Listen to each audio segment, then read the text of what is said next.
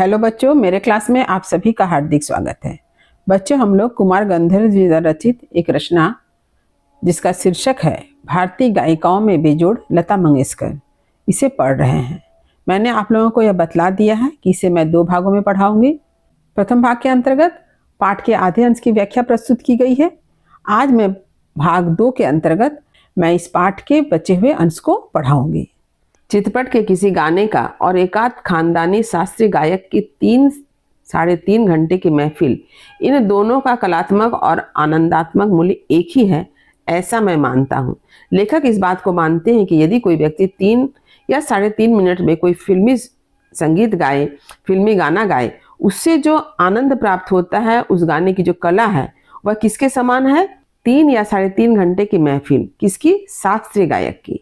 दोनों ही एक समान है, लेखक का यह मानना है। उदाहरण से समझाया है। किसी उत्तम लेखक का कोई विस्तृत लेख जीवन के रहस्य का विशद रूप से वर्णन करता है, तो वही रहस्य छोटे से सुभाषित का या नन्ही सी कहावत में सुंदरता और परिपूर्णता से प्रकट हुआ भी दृष्टिगोचर होता है।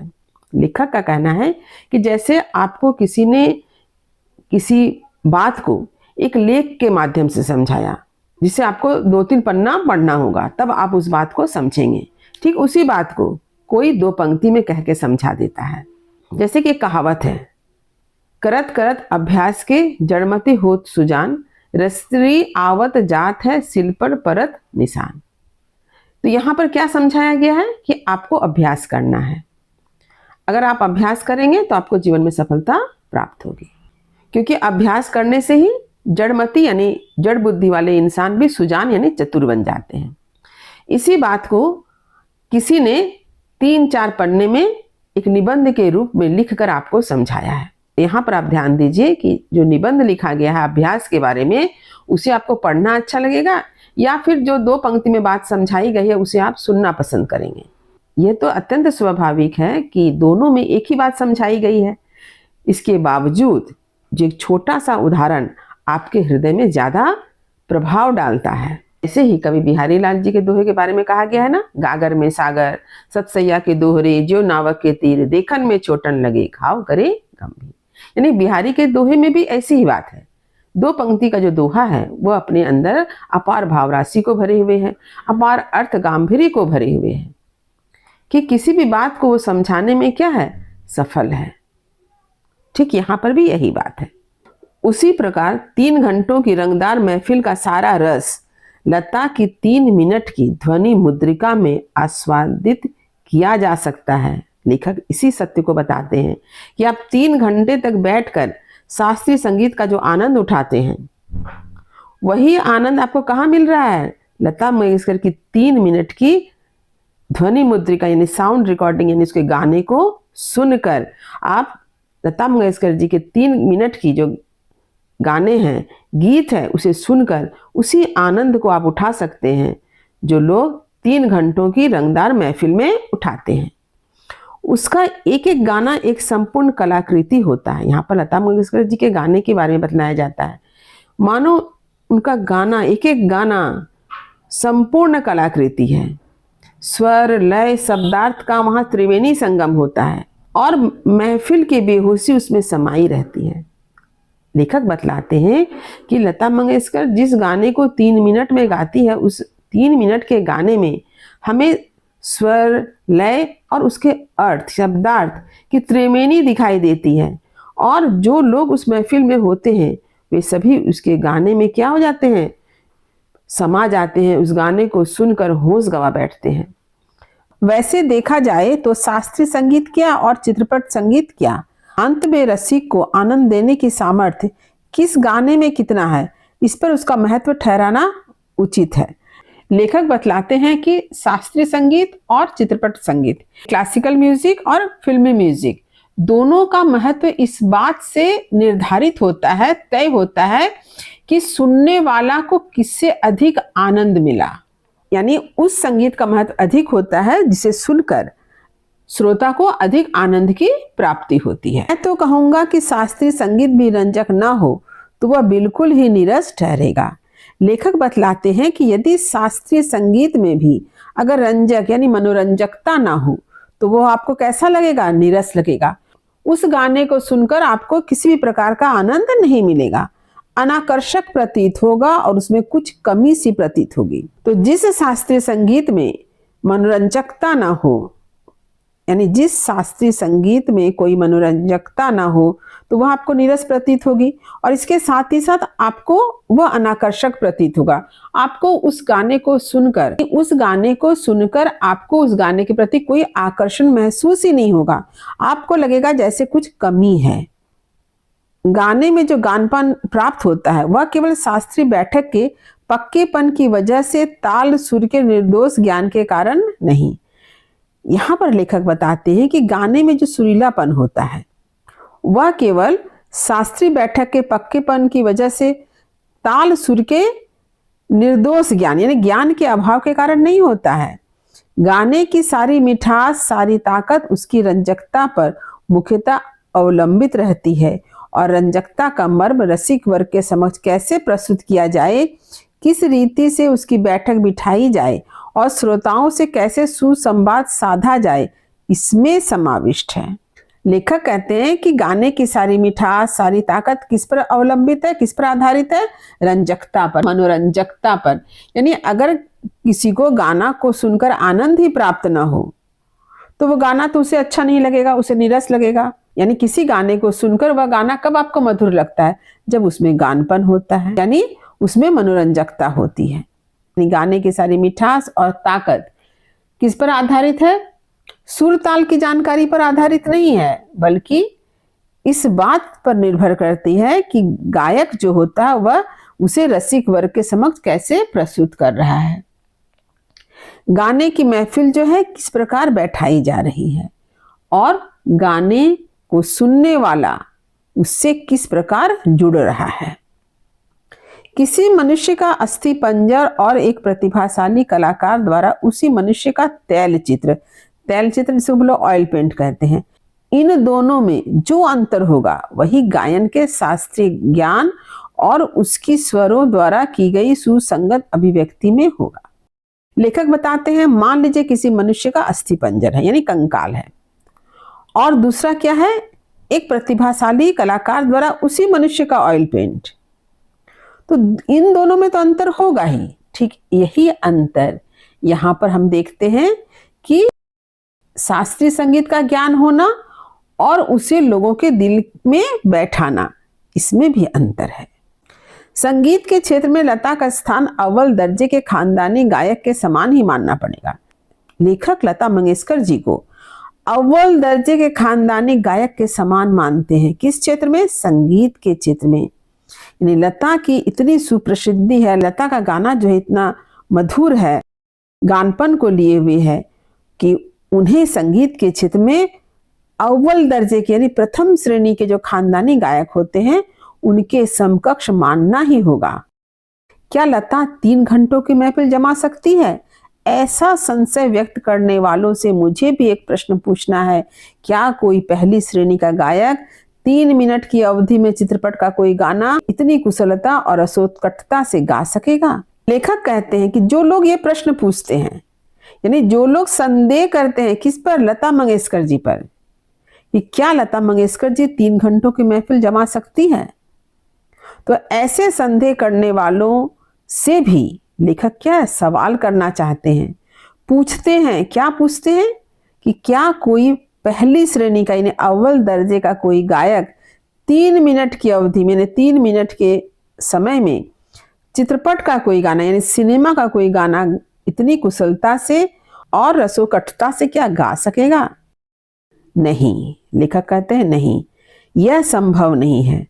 लता जी 3 घंटे की महफिल जमा सकती है, परंतु अव्वल दर्जे का कोई गायक 3 मिनट की अवधि में चित्रपट का गाना लता मंगेशकर की तरह कुशलता और रसोत्कटता से नहीं गा सकेगा। यही उस प्रश्न का उत्तर उन्हें देना पड़ेगा। खानदानी गवैयों का ऐसा भी दावा है कि चित्रपट संगीत के कारण लोगों की अभिरुचि बिगड़ गई है। जो खानदानी गायक हैं वे क्या करते हैं? दावा करते। क्या दावा करते हैं? कि चित्रपट संगीत यानी फिल्मी संगीत के कारण लोगों की अभिरुचि यानी लोगों की जो रुचि है, शौक है, वह बिगड़ गई है। चित्रपट संगीत ने लोगों के कान बिगाड़ दिए, ऐसा आरोप लगाया जाता है। इसके साथ ही साथ यह भी आरोप है कि फिल्मी संगीत ने लोगों के कान बिगाड़ दिए, यानी सुनने की जो रुचि है उसे बिगाड़ कर रख दिया है। पर मैं समझता हूं, मैं यानी कुमार गंधर्व जी इस बात को समझते हैं कि चित्रपट संगीत ने लोगों के कान खराब नहीं किए हैं, उल्टे सुधार दिए हैं। परंतु कुमार गंधर्व जी का कहना है कि फिल्मी संगीत ने लोगों के कान खराब नहीं किए हैं, बल्कि उनकी रुचि को सुधार दिए, उनके कान को सुधार दिए हैं। लोग अब गाने को बेहतर ढंग से समझते हैं। ये विचार पहले ही व्यक्त किए हैं और उनकी पुनरुक्ति नहीं करूंगा। लेखक कहते हैं कि इस बात को पुनरुक्ति यानी दोबारा समझाने की कोई जरूरत नहीं है। लेखक कहते हैं कि इस बारे में इसकी पुनरुक्ति नहीं करूंगा, यानी मैं दोबारा इस बात को नहीं कहूंगा, इसे दोहराने की कोई आवश्यकता नहीं है, क्योंकि इस संबंध में उनके विचार जो है पहले ही व्यक्त हो चुके हैं। सच बात तो यह है कि हमारे शास्त्रीय गायक बड़ी आत्मसंतुष्ट वृत्ति के हैं। लेखक का कहना है कि हमारे देश में यानी हमारे जो शास्त्रीय गायक हैं उनमें बड़ा ही आत्मसंतोष की भावना पाई जाती है। वे बड़े ही आत्मसंतुष्टि वृत्ति के हैं, उनकी वृत्ति कैसी है? आत्मसंतुष्टि वाली। संगीत के क्षेत्र में उन्होंने अपनी हुकुमशाही स्थापित कर रखी है। लेखक का कहना है कि इन शास्त्रीय गायकों ने क्या किया है? संगीत के क्षेत्र में अपनी हुकूमत बना रखी है। शास्त्र शुद्धता के कर्मकांड को उन्होंने आवश्यकता से अधिक महत्व दे रखा है। इसके साथ ही साथ लेखक बतलाना चाहते हैं कि जो शास्त्रीय गायक हैं इन्होंने क्या किया है? शास्त्र शुद्धता के कर्मकांड को, यानी शास्त्रीय संगीत में शुद्धता होनी चाहिए, इसे जरूरत से ज्यादा महत्व दिया है। परंपराओं का सटीक निर्वाह हो रहा है कि नहीं, इन सब बातों को उन्होंने विशेष रूप से ध्यान दिया है। अगर चित्रपट संगीत द्वारा लोगों की अभिजात्य संगीत से जान पहचान होने लगी है। लेखक का कहना है कि इस चित्रपट संगीत यानी फिल्मी संगीत के द्वारा लोगों का क्या हुआ है? अभिजात्य संगीत यानी ऊंचे दर्जे के संगीत के साथ जान पहचान हो रही है। यानी चित्रपट संगीत ने लोगों को अभिजात्य संगीत से जोड़ दिया है। अब लोगों को क्या हो गई है? संगीत की समझ आने लगी है। उनकी चिकित्सक और चौकस वृत्ति अब बढ़ती जा रही है। तात्पर्य यह है कि लोगों को अब क्या है? चित्रपट संगीत में रुचि उत्पन्न होने लगी है। केवल शास्त्र शुद्ध और नीरस गाना उन्हें नहीं चाहिए, उन्हें तो सुरीला और भावपूर्ण गाना चाहिए, और यह क्रांति चित्रपट संगीत ही लाया है। लेखक का कहना है कि लोगों को शास्त्रों के नियम से बंधा हुआ शुद्ध और नीरस गाना जो बोरियत महसूस कराए, ऐसे गाना उन्हें नहीं चाहिए। उन्हें अब कैसा गाना पसंद आने लगा है? जो सुरीला हो और भाव से भरा हुआ हो, जो मधुर है, जो गानपन को लिए हुए है, ऐसा गाना जो है लोग सुनना चाहते हैं। लोग शुद्ध शास्त्रीय संगीत और नीरस गाना सुनना पसंद नहीं करते हैं। और यह क्रांति यानी यह जो परिवर्तन है, ये किसने लाया? चित्रपट संगीत ने, यानी इस फिल्मी संगीत के द्वारा ही यह क्रांति आई है। चित्रपट संगीत समाज की संगीत विषयक अभिरुचि में प्रभावशाली मोड़ लाया है। यानी ये जो चित्रपट संगीत है, फिल्मी संगीत है, इसने क्या किया है? समाज के लोगों की जो संगीत विषयक अभिरुचि यानी शौक है, उसमें बड़ा ही एक प्रभावशाली मोड़ लाया है, एक परिवर्तन लाया है। चित्रपट संगीत की लचकदारी उसका एक और सामर्थ्य है, मुझे ऐसा लगता है। लेखक कहते हैं ऐसा क्यों हुआ? लोग चित्रपट संगीत को पसंद करने लगे, क्यों? इसका कारण यही है कि चित्रपट संगीत की लचकदारी, क्योंकि फिल्मी संगीत की एक बहुत बड़ी विशेषता है लचीलापन। उस संगीत की मान्यताएं, मर्यादाएं, झंझटें सब कुछ निराली है। लेखक का कहना है कि फिल्मी संगीत की जो मान्यताएं हैं, उसकी जो सीमाएं हैं, ये सब कुछ निराली है, यानी सबसे अलग है। तो किससे अलग है? शास्त्रीय संगीत से अलग है। चित्रपट संगीत का तंत्र ही अलग है। लेखक बतलाते हैं कि फिल्मी संगीत की जो शैली है, उसका जो सिस्टम है, वह सबसे अलग है। यहाँ नव निर्मित की बहुत गुंजाइश है। यहाँ हमेशा नया कुछ प्रयोग हो रहा है, नया कुछ बन रहा है, इसकी बहुत बड़ी संभावना है। गुंजाइश यानी संभावनाएं। जैसा शास्त्रीय रागदारी का चित्रपट संगीत दिग्दर्शकों ने उपयोग किया, उसी प्रकार राजस्थानी, पंजाबी, बंगाली प्रदेश के लोकगीतों के भंडार को भी उन्होंने खूब लूटा है। यह हमारे ध्यान में रखना चाहिए। लेखक कहते हैं कि शास्त्रीय संगीत हमेशा शुद्ध होती है, नियमों का पालन करती है, परंतु फिल्मी संगीत ऐसा नहीं है। फिल्मी संगीत यानी चित्रपट संगीत ने तो शास्त्रीय रागदारी का भी खुलकर प्रयोग किया है। तो लेखक का कहना है कि शास्त्रीय संगीत जो है वह क्या है, बहुत शुद्ध होती है, नियमों का पालन करती है, परंपराओं का पालन करती है, परंतु चित्रपट संगीत में ऐसा नहीं होता है। संगीत दिग्दर्शकों ने क्या किया है, शास्त्रीय रागों का भी प्रयोग अपने संगीत में किया है। इसके साथ ही साथ हमारे भारतवर्ष के विभिन्न प्रदेशों के जो लोकगीत हैं उनका भी प्रयोग हमारे म्यूजिक डायरेक्टर ने किया है। जैसे राजस्थानी, पंजाबी, बंगाली प्रदेश के लोकगीतों के भंडार को भी उन्होंने खूब लूटा है। लूटने का अर्थ है ग्रहण करना। धूप का कौतुक करने वाले पंजाबी लोकगीत, रुक्ष और निर्जल राजस्थान में पर्जन्य की याद दिलाने वाले गीत, पहाड़ों की घाटियों खोरों में प्रतिध्वनित होने वाले पहाड़ी गीत, ऋतु चक्र समझाने वाले और खेती के विविध कामों का हिसाब लेने वाले कृषि गीत और ब्रजभूमि में समाविष्ट सहज मधुर गीतों का अतिशय मार्मिक व रसानुकूल उपयोग चित्रपट क्षेत्र के प्रभावी संगीत दिग्दर्शकों ने किया है और आगे भी करते रहेंगे। लेखक ने जो बतलाया कि हमारे फिल्मी संगीत के अंतर्गत हम लोग क्या देखते हैं, विभिन्न लोक प्रदेशों के लोकगीत को देखते हैं। जैसे धूप का कौतुक यानी धूप का नजारा उत्पन्न करने वाले पंजाबी लोकगीत, आपने देखा होगा। रुक्ष और निर्जल यानी सूखा और जल रहित जो राजस्थान है वहां पर बादल की याद दिलाने वाले गीत, पहाड़ की जो घाटियां हैं और खोरो यानी खोरो कहा जाता है घाटी या गुफा में प्रतिध्वनित होने वाले पहाड़ी गीत, ऋतु चक्र कहा जाता है ऋतु के क्रम को समझाने वाला गीत, कब कौन सी ऋतु आएगी इसे बतलाने वाले और खेती के विविध कामों का हिसाब लेने वाले कृषि गीत। इसके साथ ही साथ ब्रजभूमि में समाविष्ट यानी ब्रजभूमि से संबंधित जो सहज मधुर गीत है उन सबका मार्मिक और रसानुकूल उपयोग कहाँ मिलता है, चित्रपट संगीत के यानी चित्रपट क्षेत्र में मिलता है, यानी फिल्मी क्षेत्र में मिलता है। और यह भी संभावना है कि आने वाले समय में भी ये जो संगीत दिग्दर्शक हैं ऐसा प्रयोग करते रहेंगे। थोड़े में कहूं तो संगीत का क्षेत्र ही विस्तीर्ण है। लेखक कहते हैं कि अगर संक्षेप में कहा जाए तो संगीत का क्षेत्र तो विस्तृत है। वहां अब तक अलक्षित, असंशोधित और अदृष्टिपूर्व ऐसा खूब बड़ा प्रांत है, तथापि बड़े जोश से इसकी खोज और उपयोग चित्रपट के लोग करते चले आ रहे हैं। लेखक बताना चाहते हैं कि संगीत का क्षेत्र तो बहुत व्यापक है, विस्तृत है। वहां अभी भी बहुत कुछ ऐसा है जो अलक्षित है यानी उस पर किसी का ध्यान नहीं गया है। बहुत सा ऐसा कुछ है जो अभी तक संशोधित नहीं हुआ है। बहुत सा ऐसा कुछ है जो अभी तक अदृष्टिपूर्व है यानी उसे अभी तक देखा ही नहीं गया है।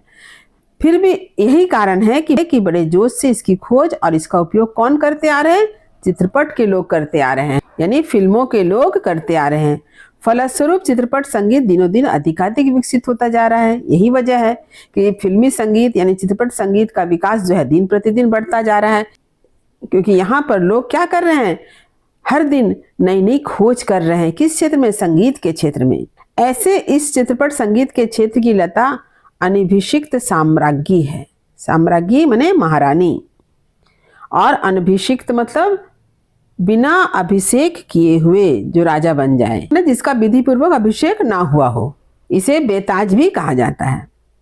तो लेखक का कहना है कि चित्रपट संगीत के क्षेत्र में लता मंगेशकर जी बेताज महारानी हैं। और भी कई पार्श्व गायक गायिका हैं, पर लता की लोकप्रियता इन सभी से कहीं अधिक है। पार्श्व गायक गायिका का अर्थ हुआ प्लेबैक सिंगर। फिल्मों में बहुत से पार्श्व गायक गायिका हैं, परंतु लता मंगेशकर की लोकप्रियता, प्रसिद्धि इन सभी में से कहीं अधिक है। यानी जितनी लोकप्रियता लता मंगेशकर जी को मिली है उतनी लोकप्रियता अन्य गायक गायिकाओं को नहीं प्राप्त हुई है। उसकी लोकप्रियता के शिखर का स्थान अचल है, अचल न जिसे कोई हिला ना सके। कहते हैं कि लता मंगेशकर की लोकप्रियता इतनी है कि वह जिस ऊंचाई तक पहुंची है उस ऊंचाई पर पहुंचकर वह अचल रूप से वहां पर विराजमान है। इतने अनेक वर्षों से वह गाती आ रही है और फिर भी उसकी लोकप्रियता अबाधित है। कहते हैं कि लता मंगेशकर बीते कई वर्षों से लगातार गाती आ रही है और उसकी लोकप्रियता आज भी वैसे ही बनी हुई है, अर्थात उसकी लोकप्रियता कम नहीं हुई है। लगभग आधी शताब्दी तक जनमन पर सतत प्रभुत्व रखना आसान नहीं है। लेखक बतलाते हैं कि लगभग आधी शताब्दी यानी लगभग 50 वर्षों तक लता जी का प्रभुत्व जनता के मन पर बना रहा, और ये बनाए रखना इतना आसान काम नहीं है। ज्यादा क्या कहूँ, एक राग भी हमेशा टिका नहीं रहता।